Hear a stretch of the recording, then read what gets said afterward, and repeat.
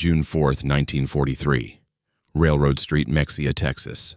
Unafizier Verner Burkhart's pencil shook over a secret diary entry that would have landed him in solitary if his officers found it. "The Americans must be lying," he wrote. "No country at war on two fronts could have this much."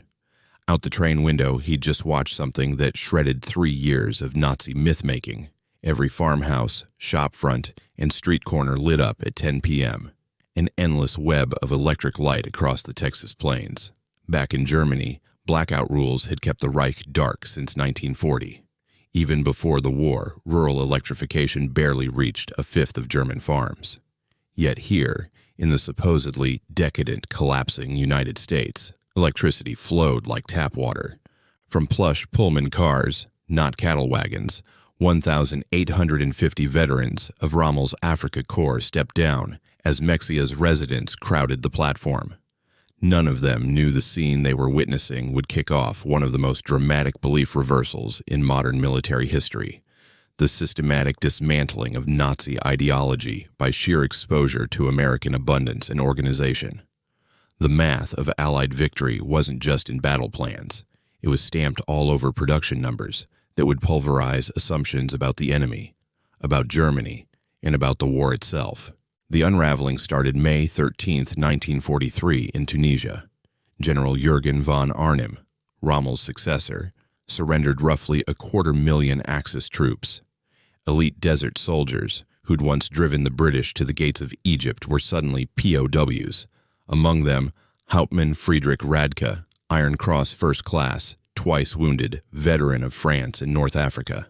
His diary, later found in the National Archives, became a key primary source on how captivity in America rewired German soldiers' minds.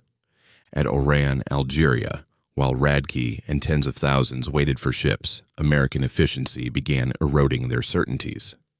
The U.S. Army processed thousands a day, IDs photographed and filed, medical checks and shots done. Geneva rights explained in fluent German by officers trained for the job. The first true shock, though, was the food. Obergefreiter Hans Maurer wrote months later, "In the Oran cage, we ate better than in 6 months of desert fighting. White bread, real coffee, meat twice daily. We assumed it was a show. It wasn't. That was their basic ration." The Liberty ships hauling them west were industrial exhibits in motion. One, the SS Robert E. Peary, had been built in 4 days and changed at Kaiser's Yard in Richmond. At peak, America was launching 3 a day. Returning east with supplies, they ferried back up to 30,000 POWs a month by mid-43. During the July crossing, Feldwebel Kurt Zimmermann noticed the crew tossed more edible food overboard daily than his company had seen in a week. Half-eaten steaks, entire loaves, discarded with no malice, simply because supply felt infinite. Guards casually mentioned there would be 2,710 of these ships, with 250,000 parts sourced from 32 states, engines assembled from multiple factories, and radar spinning on the bridge as standard cargo ship gear. Oberstleutnant Wilhelm von Stauberg watched that antenna and realized, if a freighter has this as routine kit, we've already lost. August 2, 1943, Norfolk Naval Base. The first look at America shattered the last propaganda illusions. Norfolk's docks stretched for miles, cranes moving cargo non-stop. One day's throughput at a single port exceeded a week at Hamburg. A Ruhr factory hand-turned infantrymen counted 47 freighters operating at once. Electric cranes did the work of horse teams without choking coal smoke. Parking lots near the docks were packed. Not for officers, but for workers. In Germany, private cars were a party privilege. The people's car was still mostly a brochure. In Virginia, dock hands commuted by automobile. Then came the trains, not 40 and 8 boxcars, but air-conditioned Pullmans with berths, linen dining cars, even observation lounges. "We boarded like tourists," Radke wrote. A sergeant apologized the AC was finicky in August. For many, air conditioning had been a rumor reserved for Hitler's special train. The 3-day trip to Texas and Oklahoma did more damage to Nazi ideology than any firefight. Small towns glowed all night, factories hammered through graveyard shifts, Parking lots stayed full at midnight. Each city had more light than all of Hamburg, one prisoner wrote.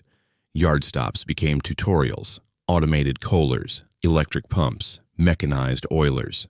Workers wore boots a German laborer couldn't afford in 2 months, chugged Coca-Cola, chain-smoked, and stubbed out cigarettes half-finished. An engineer calculated a single U.S. yard burned more electricity in an hour than his Berlin district did daily. Waste as a form of wealth, he marveled. Through Tennessee and Kentucky, America's scale unspooled outside the windows. Alcoa's Tennessee plant devoured power greater than Munich. Louisville's Rubber Town, 4 synthetic rubber plants conjured in 18 months, turned out 800,000 tons a year. Germany had peaked around 120,000. An IG Farben chemist recognized distillation towers and crackers more advanced than anything he'd built. And there were multiples in one city. Near Detroit, Willow Run sprawled to the horizon, a B-24 an hour at peak, with 42,000 workers on a supply web of 1,500 subcontractors across 2.5 million square feet. A Luftwaffe pilot counted 17 Liberators in visible final assembly. Not shoddy, just impossibly fast, he wrote. Crossing the Mississippi at St. Louis, barges moved more grain than Germany's 1942 harvest. Grain elevators lined the banks like fortresses. They load wheat like we move ammunition, a Bavarian farm son noted. In Kansas City stockyards, the air reeked of meat packing. Workers munched beef sandwiches on break. One guard bought 20 hamburgers for the POWs with $1. Their normal food, a stunned Gefreiter wrote. Camp Hearn, Texas, built in 4 months, housed thousands in barracks with electric lights, hot water, flush toilets, steam heat. The hospital had X-ray, modern surgical kits, full pharmacies. They used penicillin freely, on prisoners, the German chief surgeon wrote. Kitchens ran like industrial plants, walk-in coolers, powered mixers, dishwashers, gas ranges feeding 5,000 the daily ration. Milk, eggs, fresh bread, meat, veg, topped what many Germans had seen since 1939. A former chef wept, throwing away surplus because regulations required a 10% buffer. By fall 43, farm labor shortages sent POW work crews into fields and factories, blindfolds not required. They saw the heartland unvarnished. Mechanized cotton gins, REA power on nearly every Texas farm. Workers of all races eating well. In Nebraska, 1 combine equaled 100 men's labor. A 16-year-old drove a tractor worth more than my father earned in a lifetime, a prisoner wrote. In non-war plants, soup, lumber, canning, they watched assembly lines that hit peacetime output with older workers and women running automated gear. From Detroit's Rouge, they saw a parking sea, thousands of workers' cars. Some families owned 2. U.S. camp officers noticed the shift. By December 1943, morale reports referenced an ideological collapse syndrome. Requests for English classes, newspapers, and lectures surged. Camp papers run by vetted anti-Nazis moved from chest-thumping nationalism to debates on democracy and economics. We were told the U.S. was weak, divided, Jewish-controlled. One lieutenant wrote home, "Every day I see the opposite. Organized, united, powerful." Italy's armistice accelerated the rethink. Cooperative Italian POWs formed service units with higher pay and more freedom, even eating in town.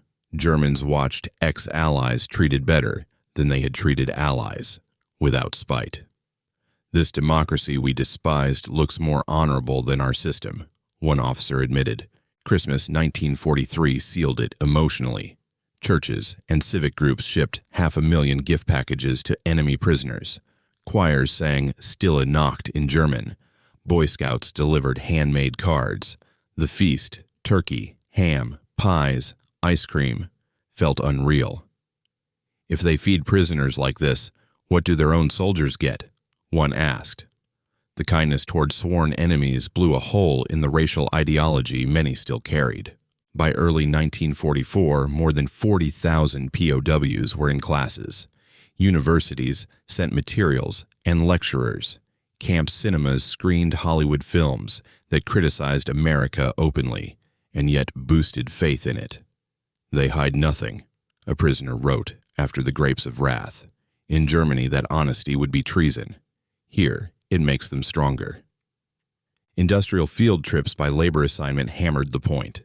At Higgins in New Orleans, they watched 700 landing craft a month roll out, many built by women and black workers running cranes, welders, and presses. At Republic Steel, a single complex poured 10,000 tons daily. One seasoned German metal worker concluded, "The spillage here exceeded our output." The 1944 harvest completed the economic tutorial. Kansas wheat farms dwarfed entire provinces. Elevators swallowed oceans of grain. In California, blemished fruit was discarded to stabilize prices, a concept that broke men who knew rationing and hunger. "They destroy food to manage the market," a POW wrote. "Mountains of oranges. We begged to send them home." The guards were sympathetic and unmoved. It wasn't how their system worked. June 6, 1944, delivered the knockout punch. Newsreels of Normandy showed 6,000 ships, 11,000 aircraft, artificial harbors, 15,000 tons a day flowing across beaches. "We understood then not only that the war was lost," one officer wrote, "but that the Nazi project was fantasy." What crushed ideology even more than abundance was dignity. Camp commanders delivered Red Cross death notices in person. Churches mailed food to POW families inside bombed Germany. Doctors treated mental health with counseling, not punishment. German surgeons learned U.S. techniques with American staff and used penicillin on rank and file. "Mercy toward enemies," the chief surgeon wrote, "is the signature of true power." By spring 1945, tens of thousands had taken democracy courses. Camp papers debated constitutions and markets. Small groups planned how to transplant U.S. methods into a future Germany. "We became missionaries for democracy, not by coercion but by observation," one officer said decades later. Then came the camps, the concentration camps, on film and in letters from home. Some POWs denied it. The flood of evidence ended that. Any residual pride in German honor collapsed into grief and shame. "We thought we were warriors for a noble cause," one wrote. "We were tools of criminals."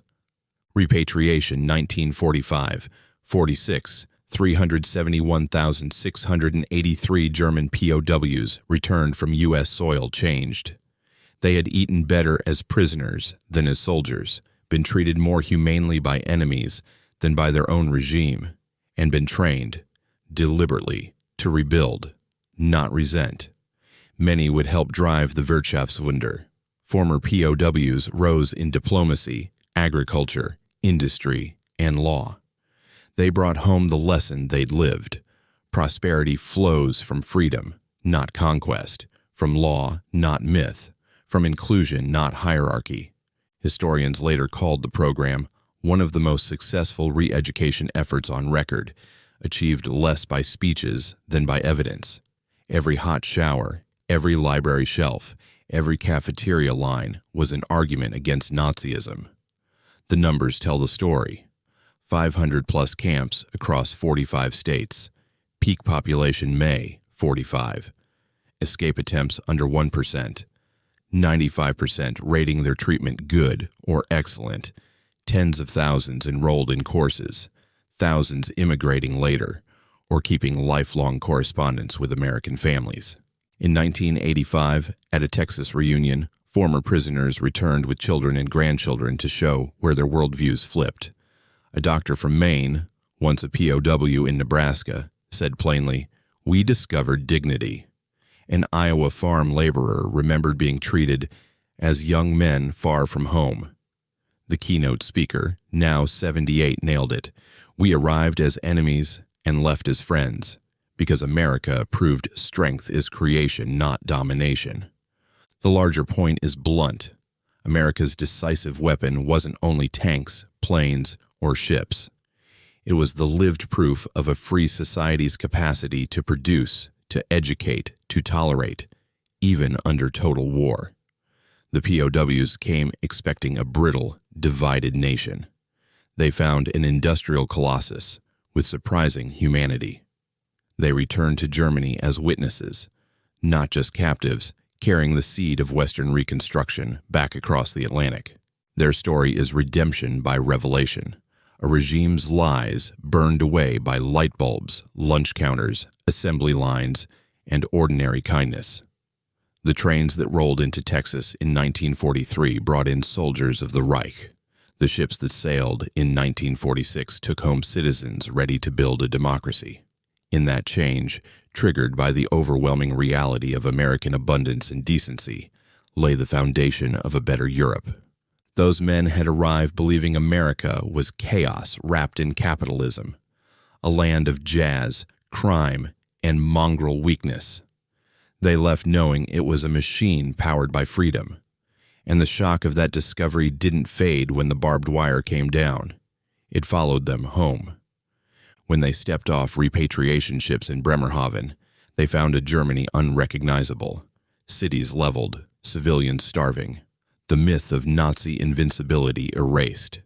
Yet inside those men, something unexpected had survived. Not defeat, but curiosity. They'd seen what a society without fear looked like, and deep down, they wanted it. The Allied occupation authorities noticed the difference immediately. German civilians called the returning POWs Die Amerikaner, the Americans, because of their habits. They stood straighter. They questioned orders. They smiled more, smoked American cigarettes, and worst of all, to the old Nazis still lurking in ruins, they talked back. They'd learned that obedience wasn't a virtue, initiative was. A former officer from Camp Herne told an interviewer in 1953, in Germany, to think for yourself was dangerous. In America, to not think for yourself was shameful. Thousands of those ex-prisoners became the human blueprint for West Germany's transformation. They'd seen factories where unions cooperated with owners, not fought them. Farms where efficiency came from machines, not slogans. Cities powered by faith in systems instead of fear of punishment. Many entered the Reconstruction workforce with a mission-like zeal. A former Afrika Korps mechanic who'd worked at an Oklahoma power plant returned to help rebuild the German grid. "I knew how to wire a city," he said. "The Americans taught me more about electricity than the Reich ever did about ideology." Former IG Farben chemists who'd been POWs pushed for industrial decentralization. They'd seen how distributed production worked. Rural captives who'd harvested American wheat became evangelists for mechanized agriculture. They'd ridden combines that could feed nations. Now they wanted Germany to do the same. And the cultural influence ran even deeper. American camp education programs had exposed them to the Bill of Rights, to the idea that a government's legitimacy came from the governed. "We learned democracy by living inside it," one recalled. "Even as prisoners, we were treated as men with rights." Back home, that idea spread like wildfire. Ex-POWs filled town councils, rebuilt trade unions, joined new parties, taught vocational classes, and mentored apprentices. Their stories became quiet counter-propaganda to Soviet promises just across the new Iron Curtain. In small-town taverns and half-ruined churches, they told neighbors what they'd seen. Cities lit through the night, workers with cars, supermarkets with food mountains high as barns, and guards who called them sir. "We thought we were fighting for civilization," one said, "but civilization was on the other side of the ocean." When the Marshall Plan arrived in 1948, it didn't fall on barren ideological ground. It landed among millions of Germans already convinced, by first-hand experience, that America's way worked. Factories rebuilt with American aid were staffed by men who had worked in them before as prisoners. They knew the machinery, the rhythm, the methods. It's no coincidence that West Germany's post-war Wirtschaftswunder, the economic miracle, moved faster than any reconstruction in history. Those lessons learned in captivity became policy. German companies copied U.S. production systems, labor management, even cafeteria layouts. Farmers demanded tractors instead of slogans. Engineers demanded steel, not speeches. In a strange way, the POWs had become an army again, this time fighting for modernity. A 1958 sociological survey found that German men who'd been U.S. prisoners were, on average, twice as likely to describe democracy as the best system of government compared to those held in the Soviet Union. They were also less likely to express nostalgia for Hitler's regime. The American camps hadn't just broken them, they'd rebuilt them. One historian later called it the softest conquest in history. The United States had defeated Nazism on the battlefield, but it buried it for good in those Texas and Iowa camps, under bright lights and hot showers. For many ex-POWs, America remained a mythical place long after they'd gone home. They described it to their children with the awe usually reserved for paradise. Not because it was perfect, but because it had been real.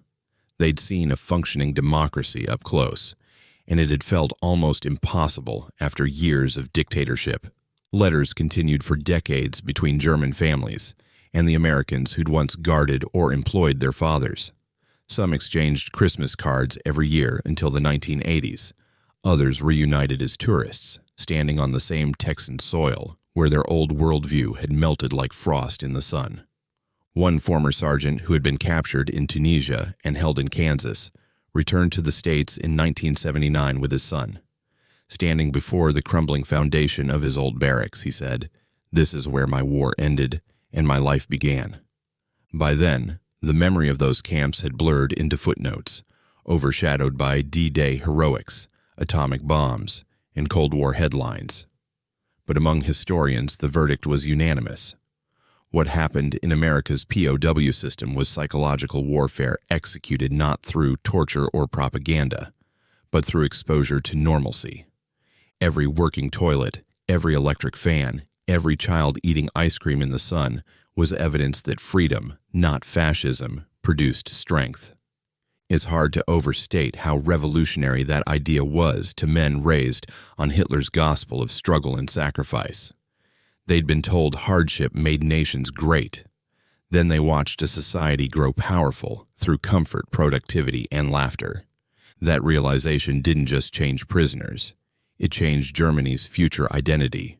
When post-war leaders like Adenauer, Erhard, and Hallstein championed democracy and economic cooperation, they found a willing audience, millions of veterans who already knew prosperity was possible without tyranny. The German economic miracle was, in part, the final act of America's psychological campaign. The POW camps had been classrooms. The Marshall Plan became the homework. Decades later, when former prisoners visited the U.S. again, now as businessmen, scientists, and tourists, they often said the same thing: America didn't just win the war, it won our minds. And perhaps that's the ultimate legacy of that strange chapter. Not just a story of prisoners and guards, but a story of human transformation. The kind of victory that can't be measured in battles won or cities rebuilt, but in the quiet way a man's heart changes when he realizes the truth can shine brighter than any flag. Because that's what they saw from those train windows rolling across Texas, a country so alive with light it exposed the darkness they'd been carrying inside. Freedom, it turned out, didn't just illuminate streets. It illuminated people. And for the German soldiers who arrived as enemies, that light never went out. The decades that followed only deepened the story's quiet power. Those men, the ones who had once sworn fealty to a tyrant and then found dignity behind American fences, grew old, raised families, built businesses, and voted in free elections. But they carried something invisible from those years in Texas, Oklahoma, and Iowa, a private conviction that strength could exist without cruelty. Their children noticed it first. Post-war sons and daughters described fathers who refused to speak of Hitler, but kept framed photographs of American farms, POW buddies, even guards who'd treated them decently. They were strict, but not harsh. They worked hard, but distrusted fanatics. They insisted that order mattered only if it served life, not ideology. The camp had remade their moral DNA. By the 1960s, many of them held mid-level positions in industry and government. When West Germany debated joining NATO, it was these former POWs who argued that America was no empire, just proof that freedom could be defended without tyranny. They had lived among ordinary Americans and seen that power did not need propaganda to sustain it.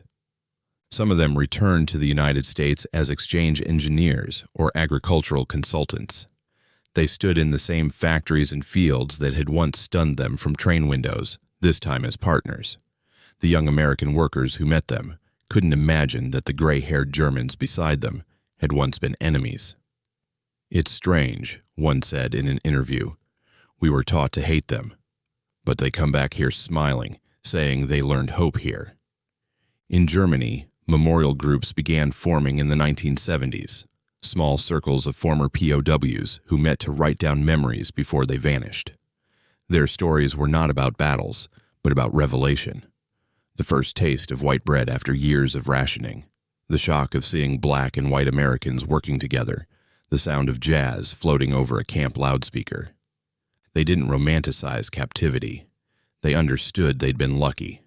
The Eastern Front prisoners, those who'd fallen into Soviet hands, told a different story, one of starvation, cold, and silence. That contrast became part of Germany's reckoning. It wasn't just that America had treated them well. It was that the treatment itself proved a different kind of civilization existed. Historians who studied the POW program later said it functioned like a mirror. The prisoners looked into American abundance and saw the absurdity of Nazi scarcity. They looked at American tolerance and saw the poverty of racial ideology. They looked at American democracy and saw the fragility of obedience. Even German educators noticed the echo. In the 1950s, civic textbooks quoted anonymous ex-prisoners describing how the American way of work turned effort into prosperity. By the 1970s, some universities invited surviving POWs to speak about their experiences as part of post-war ethics courses. They told students that their conversion hadn't come from lectures or leaflets, but from the simple evidence of running water and respect. A few former guards attended those talks too, now old men in suits instead of uniforms. One of them, a Texan sergeant, shook hands with a German doctor he'd once watched over. "Back then, you were my prisoner," he said softly, "but you made me proud of my country." The German smiled. "You should be. You showed us what a free man looks like."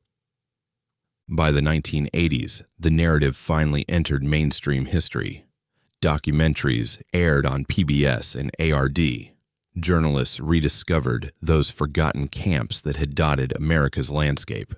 Locals were stunned to learn that 40 years earlier, entire divisions of Germans had harvested their crops, repaired their barns, and joined their Christmas dinners. When the Cold War ended, the story gained new relevance.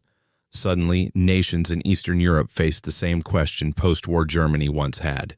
How do you turn belief into freedom? Scholars pointed back to the POWs and their transformation as proof that ideology can be unlearned, not through force, but through lived experience. Even in the digital age, their lesson holds. The power of example still outweighs the power of argument. People change when they see with their own eyes that another way of living not only exists, but works. In 2003, one of the last surviving veterans of Camp Hearn stood before a group of students in Munich. He spoke slowly, his accent thick, his voice trembling. "We went to war, believing power was fear. We learned it was trust." The auditorium fell silent. He looked out at the young faces and added, "You don't need to lose a war to understand that. Just open your eyes." He died 2 years later, and his family buried him with 2 flags folded in his coffin. One black, red, gold, one stars and stripes. His children said it wasn't about dual loyalty, it was gratitude. That image, 2 flags resting together over the grave of a former Nazi officer turned democratic citizen, summed up the journey that had begun when the Afrika Korps boarded those American trains. It began with disbelief, with men staring out at electric lights burning across an impossible landscape. It ended with understanding that the true arsenal of democracy was not its weapons, but its willingness to treat even enemies as future allies. Every light they saw that night in 1943 was a promise disguised as a shock. The promise that civilization, once stripped of hatred, could illuminate even those who came to destroy it. And in that long, glowing arc, from Texas fields to rebuilt German cities, the lesson of those prisoners still burns quietly. Power that shares its abundance will always outlast power that hoards it. They came to America as conquerors in chains. They left as free men with open eyes,